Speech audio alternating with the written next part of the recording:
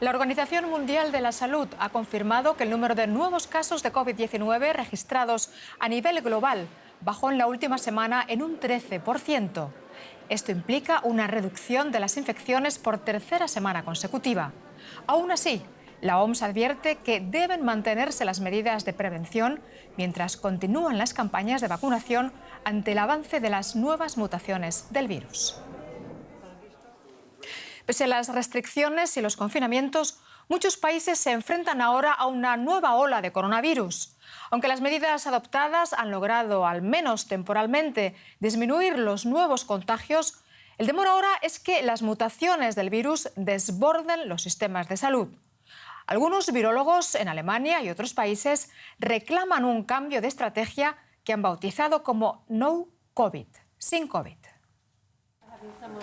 Allanar la curva de contagios no es suficiente. Por eso la idea es erradicar la COVID-19 y ayudar así a que la vida vuelva a la normalidad.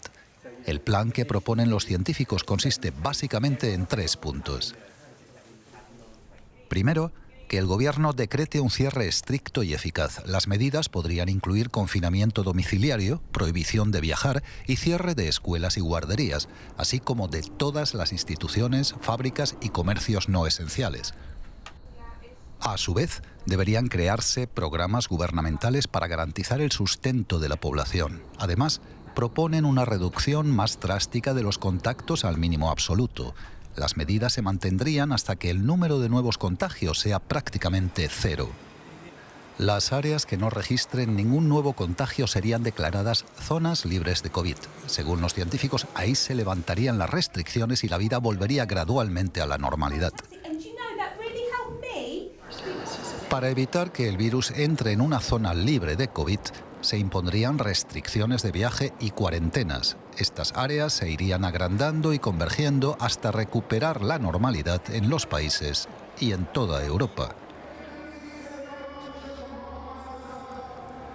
Para mantener bajas las cifras de contagio, las autoridades rastrearían los contactos, harían más tests y aislarían los casos nuevos.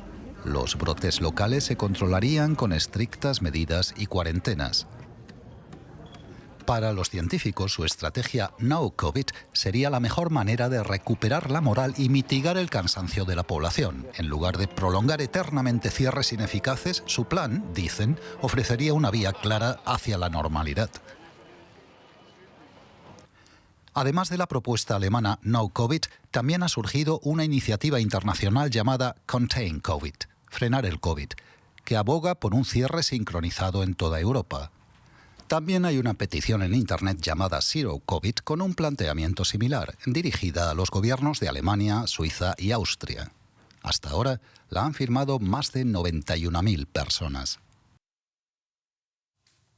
Pues analizamos esta estrategia con Xavier Tello en Ciudad de México, médico cirujano y analista en políticas de salud.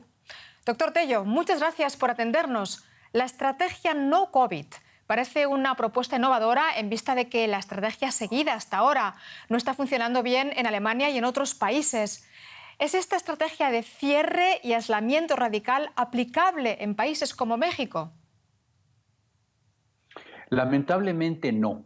Y le voy a decir por qué. En México, sobre todo, se ha dicho, y se ha dicho mucho por parte del gobierno, que ellos no van a interferir en la libertad de tránsito o lo que se le denomina los derechos humanos básicos de la población.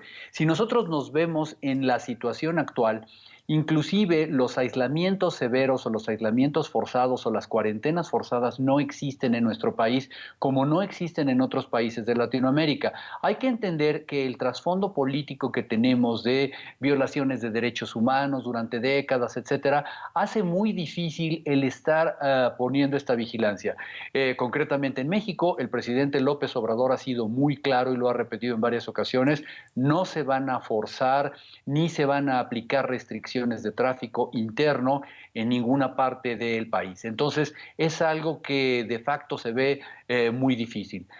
Dicho lo anterior, pudiera ser que la sociedad civil se organizara y de manera voluntaria quisiera hacer algo así, pero no es algo que vaya a surgir de manera oficial.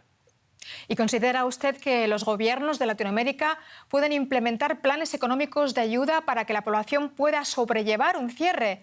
¿Es esto financieramente posible para poder hacer más llevaderas las restricciones? Es una excelente pregunta. Yo creo que hay economías como la de Brasil o México, que pudieran tenerlo financieramente posible. Sin embargo, una vez más es lo que quieran hacer. En el caso de México, una vez más, el presidente López Obrador se ha negado a bajar estos beneficios hacia la población en general, porque considera que existen otros medios para beneficiar sobre todo a las clases más necesitadas.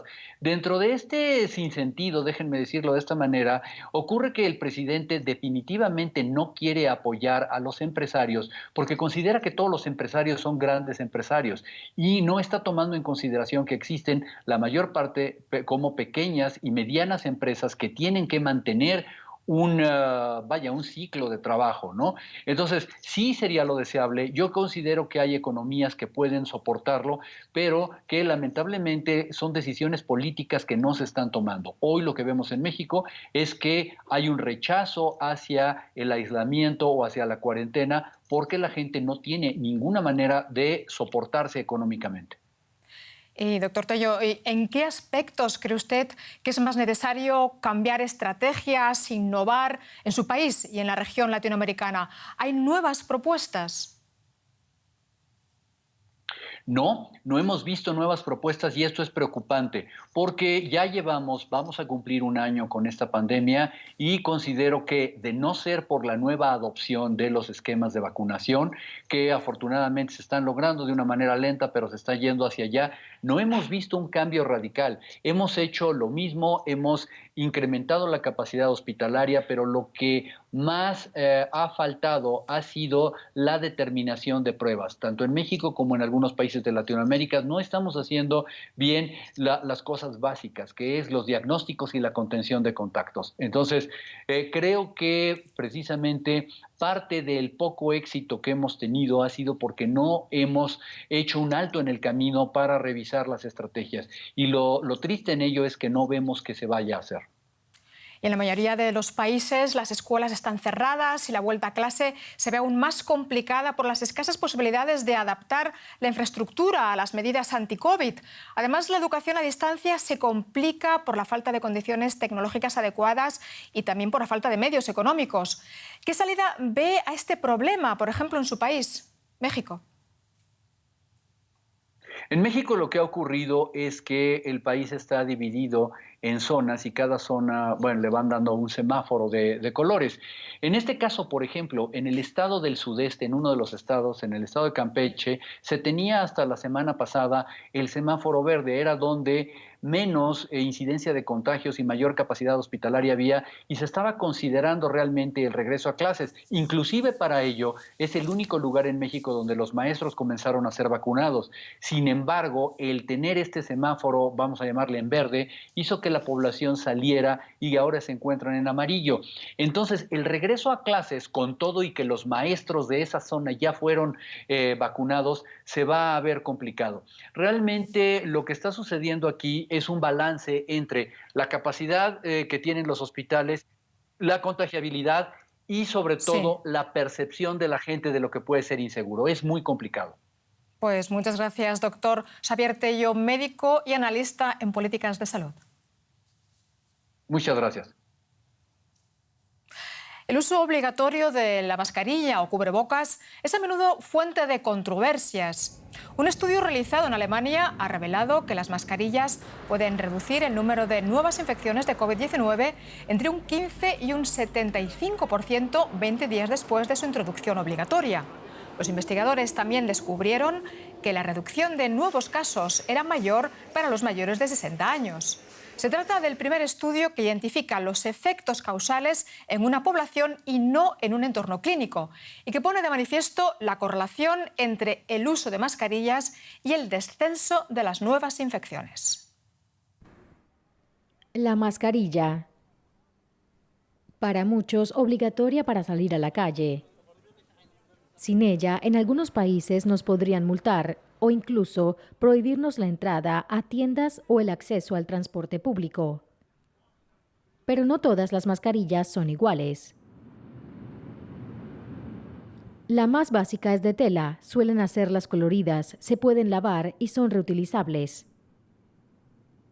Aunque cubre la nariz y la boca, no nos protege de una infección. Es quien la lleva el que protege a terceros de posibles contagios. En algunos países, como Alemania, ya no se consideran suficientemente seguras para llevarlas en tiendas o el transporte público. Una mascarilla más eficiente es la llamada quirúrgica o médica. Está hecha con finas capas de material desechable y fibras, y con una banda metálica para ajustarla a la nariz. Al toser o estornudar, la mascarilla quirúrgica bloquea los aerosoles más grandes. Pero como la mascarilla de tela, únicamente protege a terceros. Además, su eficacia dura solo unas horas. Los expertos en salud afirman que la mejor mascarilla del mercado es la protectora autofiltrante o FFP. Algunos países la llaman KN95 o N95. Este modelo se ajusta con precisión a la nariz, la boca y el mentón y filtra las partículas más pequeñas transportadas por el aire. Los modelos más eficaces no dejan entrar ni salir ningún virus. Algunas tienen válvulas que facilitan la respiración, pero eso significa que pueden escaparse aerosoles e infectar a los demás. En este momento, las FFP2 son obligatorias en los comercios y en el transporte público en toda Austria y en el estado alemán de Baviera. Pero son caras y aún pueden ser difíciles de conseguir. Pues parece que la mascarilla nos va a acompañar a todos en los próximos meses. Y hasta aquí nuestro especial coronavirus. Gracias por su confianza. Ya saben que pueden seguir estos y otros temas por nuestra página web y redes sociales. Cuídense mucho y hasta pronto.